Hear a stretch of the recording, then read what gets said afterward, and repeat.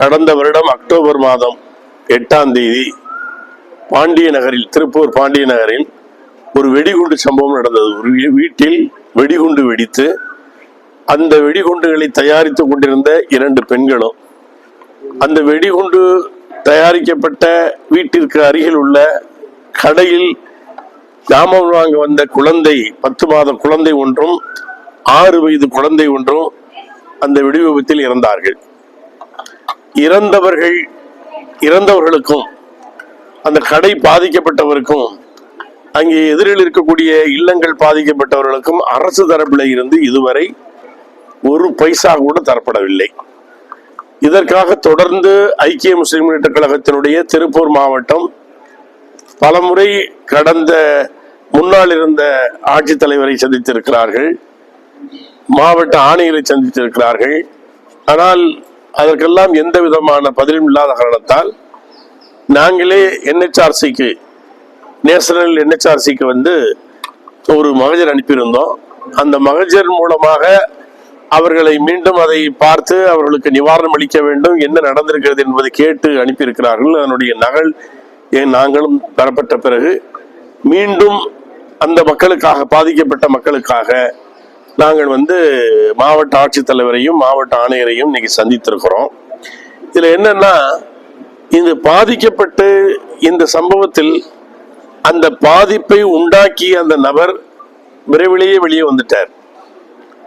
அது மட்டுமல்ல, ஒருவருடைய பெயரை எக்ஸ்ட்ரான்னு சொல்லி அது FIRல கூட பதிவு பண்ணல.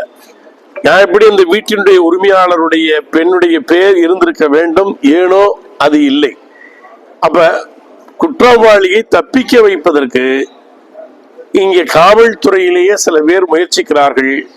அதனால்தான் அதே நாளில் நம்ம உடுமலைப்பேட்டையில் நடந்த விபத்தில் இறந்தவர்களுக்கு முதலமைச்சருடைய நிவாரண நிதியிலிருந்து 2 லட்சம் ரூபாய் தந்திருக்கிறார்கள். உங்களுக்கு எல்லாம் தெரியும், கள்ளச்சாராயத்தில் குடித்தால் 10 லட்சம் கொடுக்கிறார்கள். ஆனால் இவர்கள் ஒன்றும் அறியாதவர்கள், ஏழைகள். அதனால் இவர்களுடைய பாதிப்புகளுக்கு இதுவரை நிவாரணம் இல்லாமல் இருப்பதை அரசுக்கு எடுத்து வைப்பதற்காக, அரசுக்கு சுட்டி காட்டுவதற்காக நான் சென்னையிலிருந்து வந்து மாவட்ட ஆட்சித்தலைவரையும் மாவட்ட ஆணையாளரையும் சந்தித்திருக்கிறோம். இது வந்து அவர்களுக்கு நிவாரணம் கிடைக்கணும். மாவட்ட ஆட்சித்தலைவருடைய வந்த பிறகு என்ன செய்தி என்றால், இவர்கள் அதற்கு சம்பந்தமாக, அதாவது NHRCயிலிருந்து தகவல் வந்த பிறகு இவர்கள் கடிதம் எழுதியிருப்பதாகவும் அதற்கு இன்னும் பதில் வரவில்லை. நாங்கள் வந்து பாதிக்கப்பட்டவர்களுடைய வீடு, இறந்தவர்கள் எல்லாம், சம்பந்தப்பட்டவர்கள் எல்லாம் குறிப்பிட்டு அங்கே கடிதம் அனுப்பியிருக்கிறோம். அதுக்கு இன்னும் பதில் வரவில்லை. ஆனால் விரைவில் நாங்கள் அதை கேட்டு சொல்கிறோம் என்று சொல்லியிருக்கிறார்கள். இது முக்கியம். அடுத்த ஒரு செய்தி என்னன்னா, இந்திய தேசத்தில் நீதித்துறையிலையும் காவல்துறையிலையுமே போய் நாம வந்து நீதியை தேட வேண்டியவர்களாக இருக்கிறோம். மாலேகான் குண்டுவெடிப்பு நடந்து எவ்வளவோ நாட்கள் ஆகிவிட்டன. மாலேகான் குண்டுவெடிப்பு வெடித்த உடனேயே கைது செய்யப்பட்டவர்கள் எல்லாம் முஸ்லிம்கள் இருக்கிற இடத்திலே விபத்து நடந்தாலும் கைது செய்யப்படுவர்கள் முஸ்லிம்களாகத்தான் இருந்தார்கள். ஆனால் கேக்கரே அவருடைய கேக்கரே அவர் பொறுப்புக்கு வந்த பிறகு அவருடைய முயற்சியால் தான் உண்மையான குற்றவாளிகளை அடையாளப்படுத்தினார்கள். அந்த உண்மையான குற்றவாளிகள் யார் என்று பார்த்தால், அதாவது ராணுவத்திலே பணிபுரிந்த கர்னல் இருக்கிறார், இப்ப போபாலினுடைய MP-யாக இருக்கிறவர் இருக்கிறார், இப்படி முக்கியமானவர்களெல்லாம் இருக்கிறார்கள். அவர்களெல்லாம் இன்றைக்கு நீதித்துறையால விடுதலை செய்யப்பட்டிருக்கிறார்கள். அப்படி என்றால் அந்த மாலேகான் குண்டுவெடிப்பை நடத்தியவர்கள் யார்? அப்ப NIA என்பது BJP அரசை காக்க இருக்கிற ஒரு ஏவல் நாய் என்று நாங்கள் கருதுகிறோம்.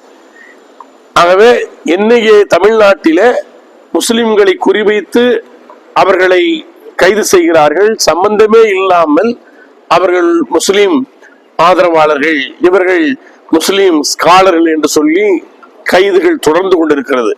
இன்னும் சார்ஜிட்டு கூட போடல. கோவையில வந்து வாகனத்தில் வெடிச்ச வெண்டிக்காக. ஆனால் இதுதான் NIA-யினுடைய கூற்று. ஆகவே NIA-யை முதலில் தமிழ்நாட்டிலே தடை செய்ய வேண்டும். NIA நியாயமாக நடக்கிறவர்கள் அல்ல, அவர்கள் BJP-யினுடைய ஏவல் நாய்களாக இருக்கிறார்கள். ஆகவே அந்த நாய்களை இங்கே நுழைய விடக்கூடாது என்று ஐக்கிய முஸ்லிம் முன்னேற்ற கழகத்தின் சார்பாக நாங்கள் வைக்கிறோம்.